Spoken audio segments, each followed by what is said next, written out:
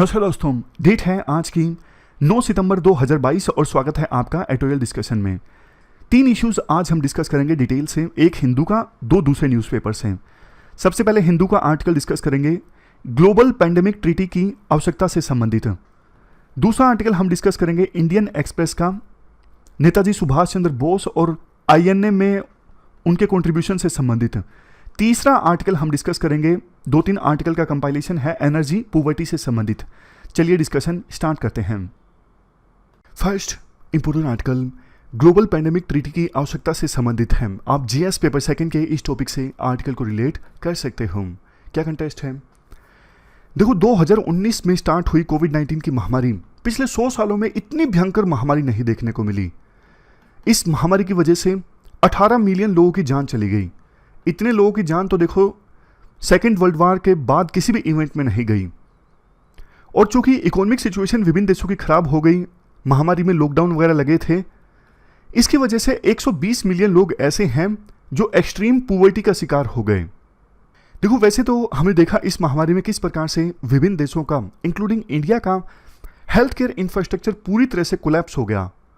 लेकिन देखो, बावजूद बहुत ही ज़्यादा हेल्थ इनइक्विटी भी देखने को मिली इस महामारी में। क्या मतलब है इस टर्म का? Gross health inequity. इसका मतलब देखो ये है, जो अमीर देश है ना, वहाँ पर तो वैक्सीन का डिस्ट्रीब्यूशन, टेस्टिंग किट्स का डिस्ट्रीब्यूशन, इलाज काफ़ी ठीक रहा। लेकिन जो गरीब देश है ना, जैसे लीस्ट डेवलप कंट्रीज़ हैं, लो इनकम कंट्रीज़ हैं, वहाँ पे लोगों को वैक्सीन्स नहीं अवेलेबल हो पाई, कोविड-19 से इलाज ढंग से नहीं हो पाया, टेस्टिंग किट्स भी नहीं अवेलेबल थी। जैसे देखो, एग्जाम्पल के तौर पर मार्च 2022 तक लो इनकम कंट्रीज में सिर्फ 3% लोग ऐसे हैं जिनको कम से कम एक वैक्सीन का डोज लगा है। हाई इनकम कंट्रीज की बात करें तो ये आंकड़ा है 60.18%। हालांकि देखो, मैं तो इसमें भी हैरान हूं कि अभी तक हाई इनकम कंट्रीज में सबको वैक्सीन नहीं लगी है। वैसे देखो, टारगेट ये रखा गया था कि मिड 2022 तक, यानी जून खत्म होते होते वर्ल्ड की टोटल 70% पॉपुलेशन को वैक्सीन लग जाएगी, लेकिन ऐसा नहीं हुआ। टारगेट से वर्ल्ड अभी काफ़ी पीछे है। महामारी की वजह से क्या हुआ? देखो, जो हाई इनकम कंट्रीज है ना, जैसे यूरोप के देश, USA, कनाडा, ये सब, ये तो महामारी की वजह से जो सोशो इकोनॉमिक कंसिक्वेंसेस हुए, जैसे कुछ लोग गरीब हो गए, इकोनॉमिक सिचुएशन खराब हुई, उससे ये देश निपटने की कोशिश कर रहे हैं। लेकिन जो लो इनकम कंट्रीज है ना, वो तो महामारी के कंसिक्वेंसेस से कभी निपट ही नहीं पाएंगे, क्योंकि उनके पास इतना रिसोर्स नहीं है, उनके पास इतना पैसा नहीं है। महामारी में हमने देखा किस प्रकार से वो कंपनीज जिन्होंने वैक्सीन बेची, जैसे फाइजर, मोडर्ना, इनके मालिक लोग ना बहुत ज़्यादा अमीर हो गए। दूसरी तरफ, जैसा शुरुआत में डिस्कस किया, 120 मिलियन लोग एक्सट्रीम पॉवर्टी में चले गए। महामारी से निपटने में किस प्रकार से मेजर कंट्रीज ने अपने हाथ पीछे खींच लिए, आप एग्जाम्पल देखिए। जब वर्ल्ड लीडर्स ने यह डिसाइड किया ना, कोरोना वायरस वैक्सीन और ट्रीटमेंट के लिए हम सब मिलके $8.07 बिलियन कंट्रीब्यूट करेंगे, तो उस मीटिंग में ना USA ने अपना रिप्रेजेंटेटिव ही नहीं भेजा। इसके अलावा देखो, जब वैक्सीन डेवलप हो गई तो इंडिया, साउथ अफ्रीका, ये जो डेवलपिंग कंट्रीज थे ना, WTO में गए और बोला कि भैया प्लीज़, ये जो वैक्सीन डेवलप हुई है ना, इसके लिए पेटेंट वेवर कर दीजिए। लेकिन ये डेवलप कंट्रीज एकजुट हो गए, नहीं नहीं, पेटेंट नहीं वेवर करना, ऐसे तो मोटिवेशन नहीं रहेगा कंपनीज को नए नए ड्रग्स डेवलप करने में। बहुत समय बाद, यानी जून में, इसी साल जून में, 2 महीने पहले, WTO ने वैक्सीन के लिए वेवर देने की बात कही, वो भी सिर्फ वैक्सीन के लिए। और बहुत सारी चीज़ें होती हैं, जैसे डायग्नोस्टिक किट होती हैं, उनके लिए वेवर अभी भी देने की बात नहीं कही है। तो इन सब चीज़ों को देखते हुए ना, आगे भी चूंकि देखो महामारी आ सकती है, ऑलरेडी जो मंकी पॉक्स है उसकी महामारी देखने को मिल रही है, और WHO ने इसे public health emergency of international concern करार दिया है। 80 देशों में 32,000 केसेस सामने आए हैं मंकी पॉक्स के। तो महामारी तो देखो आगे भी सामने आ सकती है। तो महामारी से निपटने के लिए ना एक कोई ग्लोबल पैंडेमिक ट्रीटी का होना जरूरी है, क्योंकि इस महामारी के दौरान तो ग्लोबल गवर्नेंस जो है वो पूरी तरह से चरमरा गई, कोलैप्स हो गई। विभिन्न देशों ने मिलकर काम नहीं किया इस महामारी के दौरान। अगर किया होता तो शायद इफेक्टिव ढंग से महामारी से निपटा जा सकता था। हालांकि देखो, इंडिया का रिस्पॉन्स अच्छा रहा। इंडिया ने जब वैक्सीन को डेवलप किया ना, तुरंत दूसरे देशों को भी भेजना स्टार्ट किया, वो बात अलग है। सेकेंड वेव के दौरान एकदम से सरकार पे डोमेस्टिक प्रेशर बढ़ गया था, तो दूसरे देशों को उस समय वैक्सीन देना इंडिया ने बंद कर दिया था। लेकिन जैसे ही इंडिया में सिचुएशन ठीक हुई, इंडिया ने फिर से दूसरे देशों को वैक्सीन की सप्लाई चालू कर दी। टोटल जितनी वर्ल्ड में वैक्सीन डेवलप हो रही हैं ना कोरोना वायरस की, 60% तो इंडिया में ही डेवलप हो रही हैं। यूनाइटेड नेशंस एक साल में जितनी वैक्सीन प्रोक्योर करता है ना, 60 से 80% तो अकेले इंडिया से ही करता है। देखो कितनी प्राउड की चीज है ये।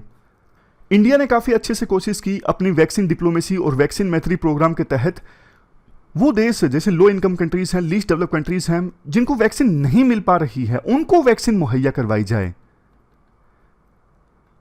2021 तक देखो इंडिया ने ऑलमोस्ट 600 लाख डोजेज वैक्सीन की 72 से ज्यादा देशों को सप्लाई की।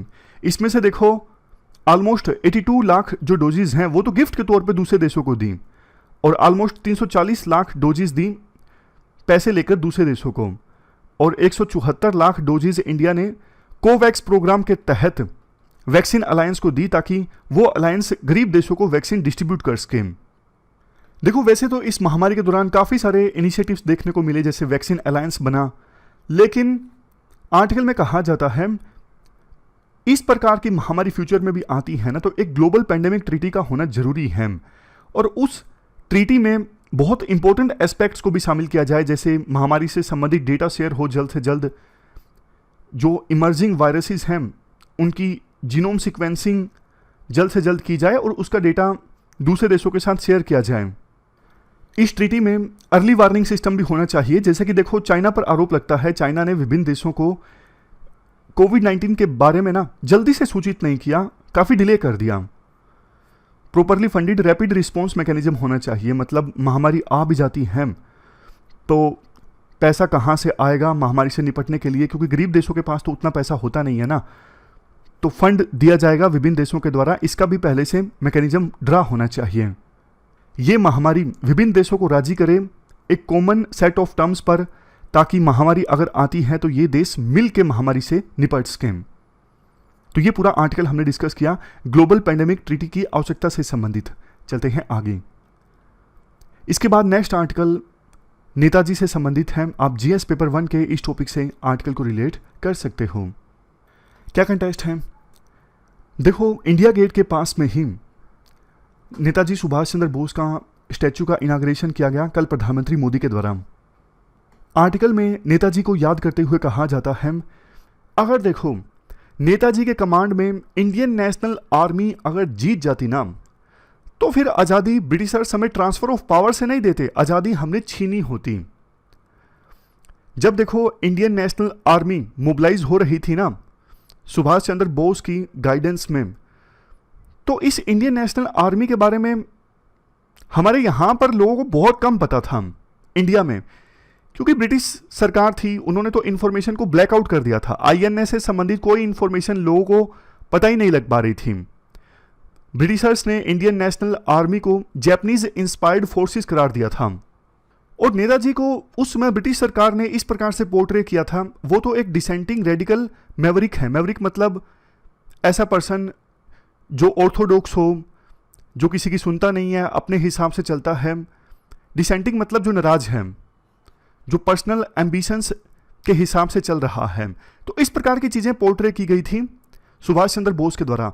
लेकिन देखो जब आईएनए ट्रायल्स देश में स्टार्ट हुए ना, आईएनए ट्रायल्स मतलब इंडियन नेशनल आर्मी के सोल्जर्स ऑफिसर्स, उनका कोर्ट मार्शल प्रोसीडिंग स्टार्ट हुई, तमाम तरह के चार्जेस उनके ऊपर लगे, केस चलना स्टार्ट हुआ, तब देश में पता लगा कि किस प्रकार से ये इंडियन नेशनल आर्मी मोबिलाइज हुई थी और इन्होंने कितना बहादुरी से प्रयास किया देश से ब्रिटिश सरकार को खदेड़ने का। तो बाद में उसका इंपैक्ट बहुत ज़्यादा देखने को मिला। गुरबख्श सिंह ढिल्लो, प्रेम सहगल, शाहनवाज खान, इन सब के बारे में आप हिस्ट्री में पढ़ते हो किस प्रकार से इन अलग अलग 3 धर्मों के जो ऑफिसर्स थे इनका ट्रायल चला। तो बहुत सहानुभूति देश में इकट्ठा हुई, लोगों ने बहुत डोनेशन किया केसेस को लड़ने के लिए ब्रिटिश सरकार के अगेंस्ट। क्योंकि देखो लोगों को ना एक चीज क्लियर थी, जिस भी सोल्जर ने आईएनए को ज्वाइन किया था ना, वो पेट्रियोटिज्म की वजह से किया था, उस पर्सन को देश से प्यार था, तभी उसने आईएनए को ज्वाइन किया था। ऐसे ही तो देखो अपनी कोई जान की बाजी नहीं लगाता है। और एक चीज और आपको बताऊं, इस आर्टिकल में कुछ ऐसी चीजें मतलब जानने को मिली जिसके बारे में हमने कभी सोचा नहीं। जैसे देखो, सोच के देखिए, इंडियन नेशनल आर्मी में बोस ने जिन सोल्जर्स को मोबिलाइज किया वो तो देखो दूसरे देशों से किया था, सिंगापुर से, म्यांमार से, हमारे साउथ ईस्ट एशिया से। अब देखो उसमें से ना बहुत सारे सोल्जर्स तो ऐसे थे, बहुत सारे लोग तो ऐसे थे जो कभी इंडिया में आए ही नहीं थे, उनका जन्म ही इंडिया से बाहर हुआ था, लेकिन वो भी इंडियन नेशनल आर्मी में शामिल हुए इंडिया के लिए। उनका पेट्रियोटिज्म इतना ज्यादा था, आज तक वो देश में नहीं आए कभी, उनको पता ही नहीं देश में सिचुएशन कैसी है, लेकिन फिर भी सुभाष चंद्र बोस के आह्वान पर उन्होंने इंडियन नेशनल आर्मी को ज्वाइन कर लिया देश को आजाद करवाने के लिए। तो ये सिर्फ पेट्रियोटिज्म ही तो था, और क्या था। तो ब्रिटिश सरकार को यह डर लग रहा था कि उस समय उनके पास जो ब्रिटिश आर्मी थी ना इंडिया में, ब्रिटिश इंडिया आर्मी, उनके जवानों में अगर फीलिंग्स, जो कि देखो उस समय बहुत हावी हो चुकी थी कि इन सोल्जर्स के साथ गलत हो रहा है, आईएनए के वो सोल्जर्स जिनके खिलाफ केस चल रहा था ये हमारे ही साथी हैं। तो देखो ये भावना जब ब्रिटिश इंडिया के सोल्जर्स में आना स्टार्ट हो गई ना, तो ब्रिटिशर्स को समझ में आ गया कि अब इंडिया के ऊपर में रूल करना आसान नहीं है, क्योंकि देखो वो सिर्फ फोर्स की सहायता से ही तो रूल कर रहे थे, और जब ब्रिटिश इंडिया आर्मी भी उनका साथ नहीं देगी तो कैसे वो देश के ऊपर रूल कर सकते हैं। तभी उन्होंने सोच लिया था कि पावर तो अब ट्रांसफर करनी ही है इंडिया को। मतलब यूं नहीं कह सकते कि स्पेसिफिक मूवमेंट वही था, लेकिन छोटी छोटी जो चीजें हैं वो ब्रिटिशर्स के मन में बैठ गई थी कि अब इंडिया के ऊपर रूल करना आसान नहीं है। नेताजी की स्ट्रेटजी देखो ये थी, इम्फाल को कैप्चर कर लेते हैं जो कि मणिपुर में है। अगर एक बार इम्फाल को कैप्चर कर लिया ना, तो ब्रिटिश इंडिया की जो डिविजन्स वहां पे हारेंगी ना आर्मी की, तो उनके जवान भी हमारा ही साथ देंगे। नेताजी इस बात को लेकर श्योर थे, तो उन्होंने खुद से ना 3 डिविजन्स रेज की थी सोल्जर्स की, और उनको पता था कि एक बार इम्फाल को कैप्चर कर लिया, जो डिविजन्स वहां पे हारेंगी ना ब्रिटिश इंडिया की आर्मी की, फिर वो इंडियन नेशनल आर्मी में शामिल हो जाएंगी। फिर हमारे पास एक बहुत बड़ी फोर्स होगी जो कि ब्रिटिश इंडिया की आर्मी को हरा सकेगी। नेताजी को देखो ये भी पता था कि जापान जो है वो वार लूज कर रहा है और हमारे पास लंबा वक्त नहीं है, तो इसीलिए वो इम्फाल को जल्द से जल्द कैप्चर करना चाहते थे। और देखो जब बिल्कुल वो नज़दीक थे ना इम्फाल के, तो पूरे दिन ऐसा लग रहा था कि जैसे ब्रिटिश इंडियन आर्मी के जो सोल्जर्स हैं वो आईएनए के सामने सरेंडर कर सकते हैं।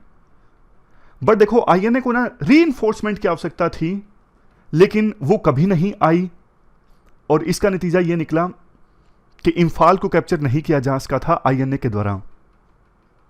वुमन को लेकर काफी ज्यादा प्रोग्रेसिव रुख था सुभाष चंद्र बोस का। जब वो सिंगापुर में पहुंचे 2 जुलाई 1943 को, तो 3 जुलाई को ना एक बहुत लंबी मीटिंग चली, उसमें यह डिसाइड किया गया था कि इंडियन वुमन पावर को मोबिलाइज किया जाएगा। तो 12 जुलाई को लक्ष्मी सहगल के नेतृत्व में एक रानी झांसी रेजिमेंट को रेज करने का प्लान किया गया था। मतलब अलग से एक वुमेन रेजिमेंट इस्टेब्लिश की जाएगी लक्ष्मी सहगल के नेतृत्व में, उसका नाम होगा रानी झांसी रेजिमेंट। और देखो ये रेजिमेंट ना लड़ने के लिए थी। आज़ादी के बाद महिलाओं को कितना संघर्ष करना पड़ा एयरफोर्स, नेवी और आर्मी में कॉम्बैट यूनिट में शामिल होने के लिए। वो आपको भी पता है, अक्सर हम आर्टिकल डिस्कस करते रहते हैं कि कोर्ट में केस आ गया, सुप्रीम कोर्ट ने ऑर्डर दे दिया कि आर्मी महिलाओं को कॉम्बैट यूनिट में भी शामिल करे। तो इतने प्रोग्रेसिव थे महिलाओं को लेके नेताजी।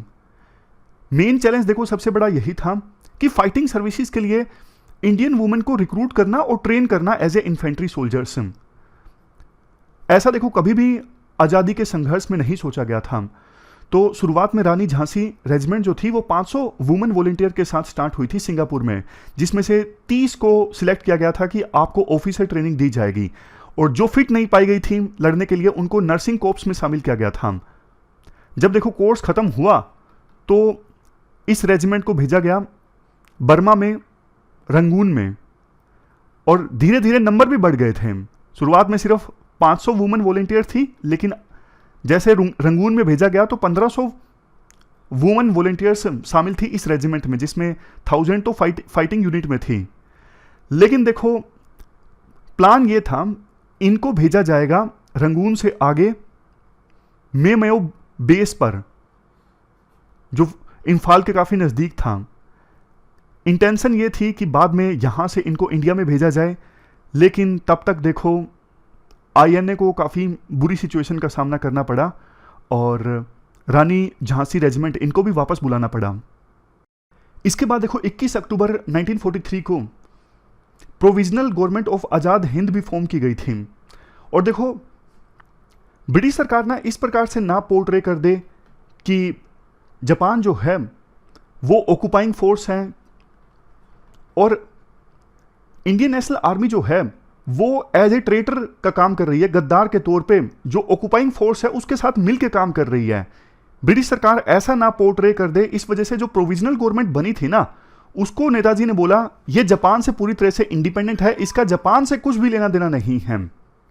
और जो ये आज़ाद हिंद गवर्नमेंट बनी थी ना, इसके लिए देखो खास करके साउथ ईस्ट एशिया में जो इंडियंस रह रहे थे ना उन्होंने बहुत कंट्रीब्यूट किया। गरीब लोगों ने, उन्होंने बहुत से लोग तो ऐसे थे उन्होंने अपना सब कुछ डोनेट कर दिया आज़ाद हिंद गवर्नमेंट के लिए। बदले में ये जो प्रोविजनल गवर्नमेंट बनी थी इन्होंने कोई टैक्स नहीं लगाया था टिल 24 जून 1945। एक जो एक्ट बनाया गया था सबसे पहले एक्ट्स में से आज़ाद हिंद गवर्नमेंट के द्वारा, वो था declaration of war against Britain and America. तो इस प्रकार से देखो इस आर्टिकल में ना बहुत सी ऐसी बातें हमें जानने को मिली आईएनए के बारे में, नेताजी के बारे में, जो अक्सर स्पेक्ट्रम या फिर दूसरी यूपीएससी की बुक्स जो हम पढ़ते हैं ना उसमें नहीं देखने को मिलती। तो ये भी एहसास हुआ किस प्रकार से आईएनए का गठन करना वो भी एक विदेशी धरती पर अपने आप में बहुत ज़्यादा मुश्किल काम था, जिसको कर दिखाया गया नेताजी के द्वारा। अनफॉर्चुनेटली आईएनए जीत तो नहीं इसकी, लेकिन बावजूद इसके अपने आप में ये जो पेट्रियोटिज्म है ना उनका प्रेरणा का स्रोत है लाखों इंडियंस के लिए। देखो वैसे नेताजी और महात्मा गांधी दोनों के बीच में ना डिफरेंसेस विचारों के काफ़ी ज़्यादा थे, लेकिन रिस्पेक्ट बहुत थी। मतलब दोनों को लगता था कि देश के प्रति दोनों का जो प्यार है ना वो बहुत ज़्यादा है, विचारों में डिफरेंसेस हैं। इसलिए नेताजी ने महात्मा गांधी को एक बार कहा था फादर ऑफ द नेशन, और महात्मा गांधी ने भी एक बार सुभाष चंद्र बोस को कहा था प्रिंस अमंग द पैट्रियट्स, यानी जो पैट्रियट्स हैं उनमें उनके प्रिंस हैं नेताजी। तो ये दोनों की एक दूसरे के प्रति रिस्पेक्ट थी। चलते हैं अगले आर्टिकल की तरफ। अगला जो आर्टिकल है वो एनर्जी पॉवर्टी के बारे में है। आप जीएस पेपर 2 के इस टॉपिक से आर्टिकल को रिलेट कर सकते हो। क्या कंटेस्ट है? देखो हाल ही में जर्मनी में जब G7 का समिट ऑर्गेनाइज हुआ था ना, तो इसमें प्रधानमंत्री मोदी ने एनर्जी सिक्योरिटी का इशू रेज किया। उन्होंने कहा वर्ल्ड में जितने भी लोग हैं ना, खास करके ग्लोबल साउथ में रहने वाले लोग, जैसे ये ग्लोब है, ऊपर के जो नॉर्थ में रहने वाले लोग हैं ना वो डेवलप कंट्रीज में आते हैं, नीचे के लोगों को बिना एनर्जी की इक्वल एक्सेस अवेलेबल होनी चाहिए। इसमें देखो बहुत सारे इशू हैं। जब हम एनर्जी पॉवर्टी की बात करते हैं ना, इसमें मुख्यतः दो एस्पेक्ट्स आते हैं। एक तो एनर्जी अफोर्डेबिलिटी और दूसरी एनर्जी एक्सेसिबिलिटी। एनर्जी एक्सेसिबिलिटी मतलब देखो अब मान लीजिए देश के रिमोट एरियाज में कुछ लोग ऐसे हैं जिनके पास पैसे हैं लेकिन वहां पे बिजली पहुंची ही नहीं है, तो एनर्जी को वो एक्सेस ही नहीं कर पा रहे हैं, तो ये एनर्जी पॉवर्टी है। दूसरा देखो कुछ इलाके ऐसे हैं जहां पे एनर्जी पहुंच गई है लेकिन बिजली इतनी महंगी है कि गरीब लोग उसे अफोर्ड नहीं कर पा रहे हैं, तो यहां पे इशू एनर्जी अफोर्डेबिलिटी का है। दोनों केसेस में जो लोग हैं वो फेस कर रहे हैं क्या? Energy poverty. अब तो देखो यूक्रेन वार के कारण आपको पता है बहुत ज़्यादा दाम बढ़ गए हैं यूरोप के एरियाज में भी एनर्जी के, तो वहाँ पे भी कुछ लोग एनर्जी को एक्सेस करने में कठिनाई का सामना करेंगे। ये कुछ और रीजन्स है एनर्जी पॉवर्टी के, जैसे देखो इकोनॉमिक रीजन्स, किसी देश में गरीबी है तो वो लोग फिर एनर्जी को अफोर्ड नहीं कर पाएंगे। टेक्नोलॉजिकल रीजन्स, जैसे टेक्नोलॉजी नहीं है एनर्जी रिसोर्सेज को यूटिलाइज करने की, फॉर एग्जांपल सोलर एनर्जी या फिर विंड एनर्जी। नेक्स्ट है natural reasons, unequal distribution of energy resources, जैसे देखो हिली एरियाज में आपको एनर्जी के अलग तरह के रिसोर्सेज मिलेंगे, वहाँ पे अगर hydro electric power project establish हो जाता है तो ठीक है, अदरवाइज कोल वगैरह तो वहाँ पे अवेलेबल होता नहीं है। नेक्स्ट गवर्नेंस रीजन से कई बार ना पावर सेक्टर ना इनएफिशिएंसी का शिकार होता है, जैसे हमारे देश में देख लीजिए डिस्कॉम्स बहुत ज़्यादा लॉसेस का शिकार हैं, वो तो गवर्नमेंट उनको सपोर्ट कर देती है। अगर गवर्नमेंट ना सपोर्ट करती तो जो इलेक्ट्रिसिटी डिस्ट्रीब्यूशन वाली कंपनीज है ना वो तो फिर इलेक्ट्रिसिटी डिस्ट्रीब्यूट कर ही ना पाती घाटे की वजह से। कुछ दूसरे रीजन्स जैसे देखो रशिया यूक्रेन वार चल रहा है, ये जियो पॉलिटिकल रीजन्स हैं जिसकी वजह से एनर्जी के जो प्राइसेस हैं वो बढ़ गए हैं और एनर्जी पॉवर्टी का शिकार लोग हो रहे हैं। इम्पैक्ट क्या होता है एनर्जी पॉवर्टी का? इकोनॉमिक इम्पैक्ट, बिजली नहीं होगी तो देखो लोगों का जो लिविंग स्टैंडर्ड है जाहिर तौर पर प्रभावित होगा। बिजली नहीं होगी तो कितने कामकाज ठप हो जाते हैं। लोग अनएम्प्लॉयड हो जाते हैं, बिजली अगर रेगुलर नहीं रहती। पाकिस्तान का कई बार एग्जाम्पल दिया जाता है, वहाँ पे ना पावर कट काफ़ी ज़्यादा लगते हैं, इस वजह से वहाँ की इंडस्ट्रीज़ को बहुत ज़्यादा नुकसान का सामना करना पड़ता है। इसके बाद नेक्स्ट है हेल्थ इंपैक्ट। अब देखो जैसे एलपीजी वगैरह नहीं है, एनर्जी के दूसरे सोर्सेज नहीं है खाना बनाने के लिए, तो घर में फिर लकड़ी जलाकर या फिर गोबर के उपले जलाकर खाना बनाया जाता है, उससे बहुत पोल्यूशन होता है और उस पोल्यूशन का, इंडोर पोल्यूशन का बहुत नेगेटिव इंपैक्ट पड़ता है बच्चों पर, मदर पर खास करके।